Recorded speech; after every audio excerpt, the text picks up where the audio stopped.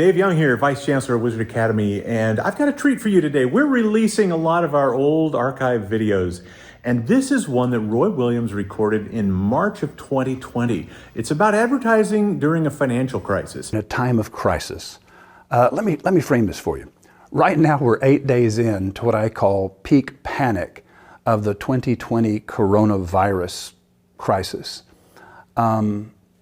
Nobody knows the future. I don't know how we will look back on this, but I do know this. It's not likely this will be the last time of crisis in America.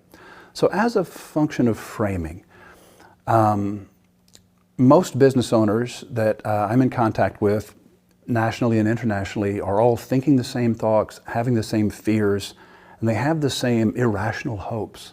They're asking, what can we do? What can we do to give people confidence it's okay to come into the store? And they're panicked about making payroll, and they're deeply distressed about their ability to hang on until the economy begins to bring some money into the company. And every one of these people wants to keep people on the payroll and keep them paid, but there is a financial limit to how long they can do that with no income. So another quick point of framing. There are really two kinds of businesses. The first sells a product or a service on a very short time horizon. Think of this as having a very short product purchase cycle. Now, entertainment and food have a very short product purchase cycle. These are things we would like to consume every day. We're always looking for some distraction to make us feel better, and we're always looking for food, which is another kind of distraction to make us feel better. And so you don't have to ramp up your ad campaign to get people interested in food and entertainment or anything else that has a really short product purchase cycle. But when you look at the more important purchases, the bigger ticket purchases, these are things we don't purchase every day. As a matter of fact, some of the largest purchases, diamonds, engagement rings, anniversary diamonds, and certainly cars and air conditioning systems, and how often do you have to call a plumber? These are things that the purchase cycle is much slower. Now, what I'm going to be talking about today is not things with a short product purchase cycle. Those things are unbelievably easy to advertise. Direct response ad works great. You advertise today, you get results today, it happens right now. That's not what we're talking about today. We're not talking about any of that. We're talking about products and services, not exactly brick and mortar, but you might think of it as brick and mortar. Products and services, traditional businesses that have a long product purchase cycle, and the key to succeeding in those businesses is to be the company the customer thinks of first and feels the best about. Jonathan Haidt is a professor at New York University's Stern School of Business. He was named one of the top global thinkers by Foreign Policy Magazine and one of the top world thinkers by Prospect Magazine. His 3 TED Talks have been viewed more than 3 million times. Now, Scientific American, it doesn't get much more authoritative than that. They published an essay on Jonathan Haidt on May 2nd, 2013, quoting him in his book called The Righteous Mind. Jonathan said, "The human mind is a story processor, not a logic processor. Everyone loves a good story. Every culture bathes its children in stories. The purpose of these stories is to engage and educate the emotions. Stories teach us character types, plots, and the social rule dilemmas prevalent in our culture in a time of crisis. The social rule dilemmas." Now, we've all heard of the 0 moment of truth. It's a thing that Google has popularized that kind of describes the moment when a customer is consciously in the market for a particular product or service. This is that moment when the undecided customer who hasn't already made their choice in their heart is the most likely to search for information. So online information definitely matters, but a great story can still win the day. Your bond with a customer will be built on emotion, not information. If you win the heart, the mind will follow, because the mind will always create logic to justify what the heart has already decided.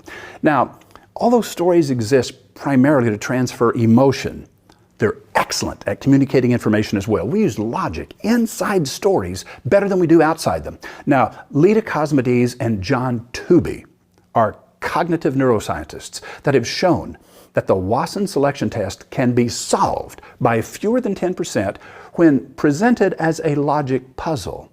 This is the limit of data, you see.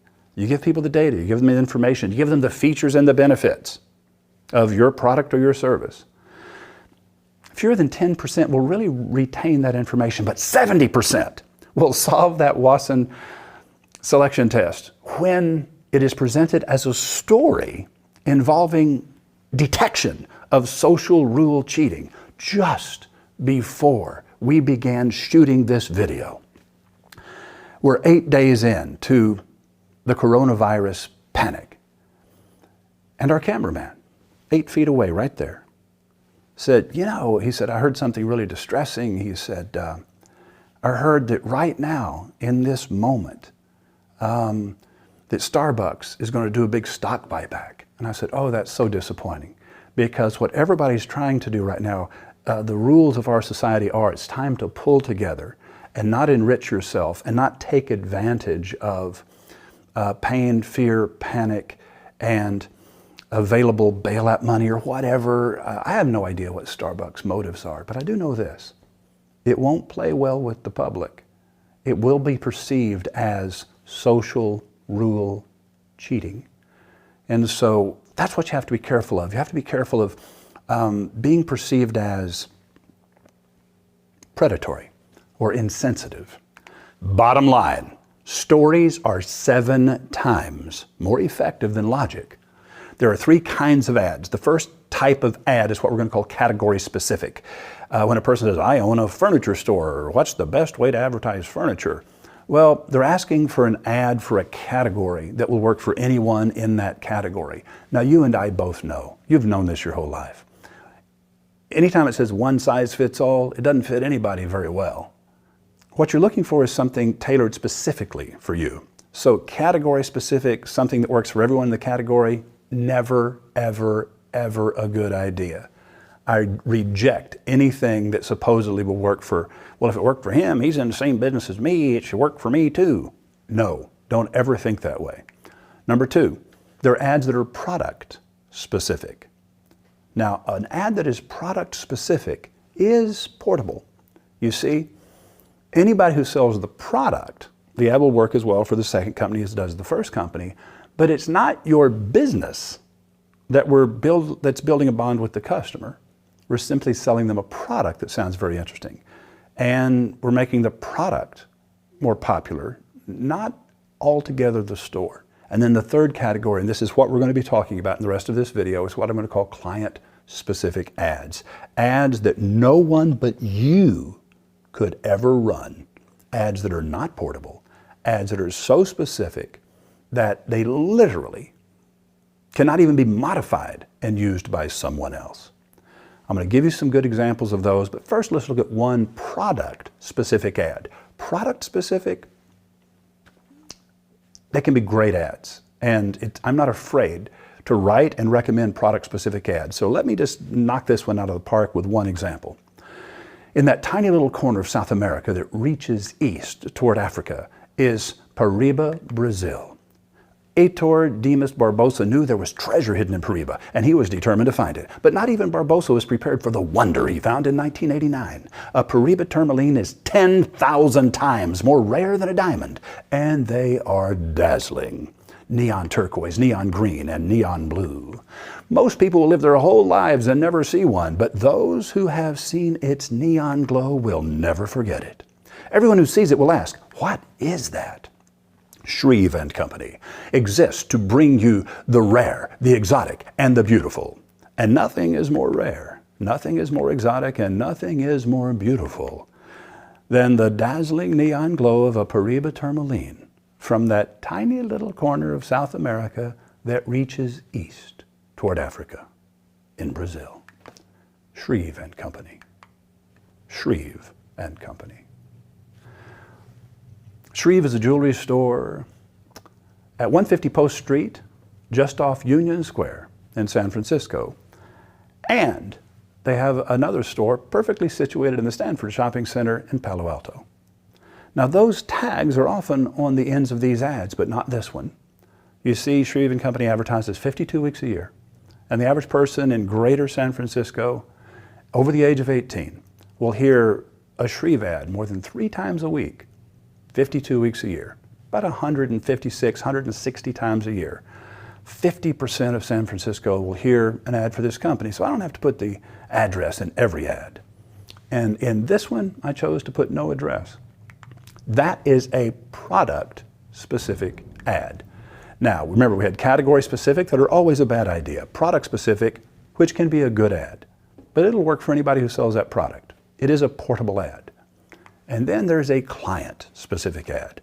Now, the next 3 ads I'm going to give you are the kinds of ads you should be running right now. In a time of crisis, these are the ads to run. Should you pull back on your advertising? Hell no. Here's why. In a high emotional state, that is when you can win big or lose big. And if you do the wrong thing, you're going to lose big. If you're predatory, if you're insensitive, if you act like you're trying to convince people to do things for your benefit that they're really uncomfortable doing, yeah, don't go there. Don't do that. But man, you can create real customer bonds, bonding with your customer. Let's not talk about branding. Branding has devolved in the minds of most people to simply a style guide.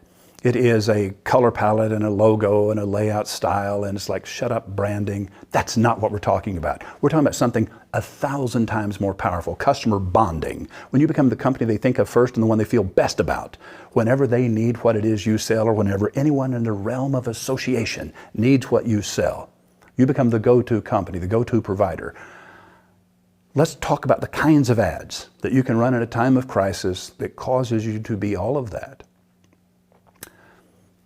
I've worked with Ramsey's Diamond Jewelers in New Orleans for 27 years.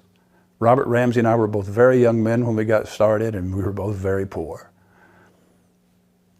Him less poor than me. He and his sister run this jewelry store together, and Ramsey's has been on the radio with the same kind of schedule as Shreve & Company in San Francisco, but Ramsey's been doing it for 27 years in New Orleans. Right now, these are the ads that Robert and his sister Lori will be running in New Orleans. I was in the 2nd grade when Hurricane Betsy hit New Orleans. Robert is the oldest of the boys. I'm the youngest of the girls. When our family needed to move to higher ground, my dad moved us into his jewelry design studio. It was on the 3rd floor of the Brunner building across from the Roosevelt Hotel. I thought living in that studio was the greatest thing ever. One of Dad's tools was a roller that turned gold ingots into thin sheets of gold and thin gold wire. I would put pennies in it and roll them until they were a foot long. And he's still a penny pincher. But a few years later, I was making copper earrings for my 3 sisters by cutting the head of Abraham Lincoln out of copper pennies. I've still got mine. Thanks for those. You're welcome, Lori. I should put those on display in the store. I would be proud. Dad passed away 25 years ago, but we still meet people who proudly show us the wonderful things he made for them. I miss Dad. I do too, Robert. But I think he would be proud of where his company is today. I know he would. Ramsey's Diamond Jewelers. Now that little Tony the Tiger growl at the end, Ramsey's Diamond Jewelers. I've been doing that at the tail end of those ads for 27 years. And man, I can get a free meal anywhere I want in New Orleans if I just introduce myself as that guy. When I walk in and say, hey, have you ever heard of Ramsey's Diamond Jewelers? And everybody goes, ah, you're that guy. That's customer bonding. That's simply having a personality, having an identity. Now, I think you'll understand what I'm talking about when I say client-specific ads. Who in the world could run that ad except Robert and Lori Ramsey? Let's look at another one that will be running at the same time during this time of crisis. Did you notice we're not asking anyone to buy anything? My favorite memory of Dad's jewelry design studio was riding up and down in the elevator of the Brunner building. Dad's studio was on the 3rd floor and Lori was just a little kid. I loved to watch him work. He was amazing. What was your first job in the jewelry store, Lori? My first job was clean the bathroom, sweep the floor, and replace watch batteries for customers. I remember the day when Dad started thinking of you as more than that, a lot more. What do you remember? You were barely out of high school when a man came in and asked you to help him pick out an anniversary gift for his wife. I remember that. I asked him to tell me about her, and he talked all about her for about 10 minutes. And then you took him straight to a piece of jewelry that you thought she would like, and he bought it, and she loved it. That was the day Dad knew for sure that you had a special talent for knowing exactly what people would like. How do you think Dad would feel about our NOLA collection? Dad would be extremely proud, but I don't think he'd be surprised at all. He always said you had a gift. He never said it to me. He said it to me all the time. Thanks for that, Robert. Ramsey's Diamond Jewelers. Wait a minute. These two have been presented as Lucy Van Pelt and Charlie Brown for over 20 years. So Charlie Brown is the owner of the store. Lucy is his nemesis, and see Lori being the little sister is always a little taking cheap shots at Robert, and it's very entertaining. And then this ad, in a time of crisis, they're coming together. I didn't make these stories up. It took several hours to pull these stories out of them. And then I simply edited what they told me so it would fit inside the confines of the media that we are choosing to deliver that message. One last example. Ramsey's Diamond Jewelers was one of the first stores to reopen after Hurricane Katrina. I remember one man who came in exactly 21 days after Katrina. I still think about him sometimes. Why? What made him special? He was real quiet. He didn't hardly say anything. That describes a lot of people, Robert. He bought a bracelet. Also, a lot of people. Then I asked him his address for the warranty. Okay, then what? He gave me his address in Chalmette. Chalmette got wiped out. He said he no longer had a house and he no longer had a job. But it was his anniversary and he hadn't seen his wife smile for 3 weeks. Now I see why you remember him. When people talk about true love, I think of that guy. He just wanted to see his wife smile. He just wanted to see his wife smile. I hope she gave him a smile he never forgets. I hope so too. Being a jeweler is about helping people celebrate relationships. I like being a jeweler. I do too, Robert. Ramsey's Diamond Jewelers. So now you feel like you know these people. You've never even heard their voice, but you know 3 stories that they remember and that they're talking about during a time of crisis. Here's the 15-second versions of those. I'll let you read them for yourself. They're not identical to the stories in the 60-second versions, but you know what? These 15-second versions are just little quick reminders of those 3 ideas. Nobody will be offended by these ads. Media consumption will be high, and ads will be very low because most people will be canceling or postponing their investments, which is a mistake in a time of crisis.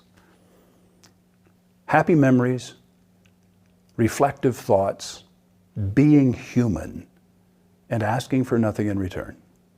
That is how you advertise in time of crisis if you want to be the company that people think of first and feel the best about. Thanks for the time you've shared with me. I wish you well.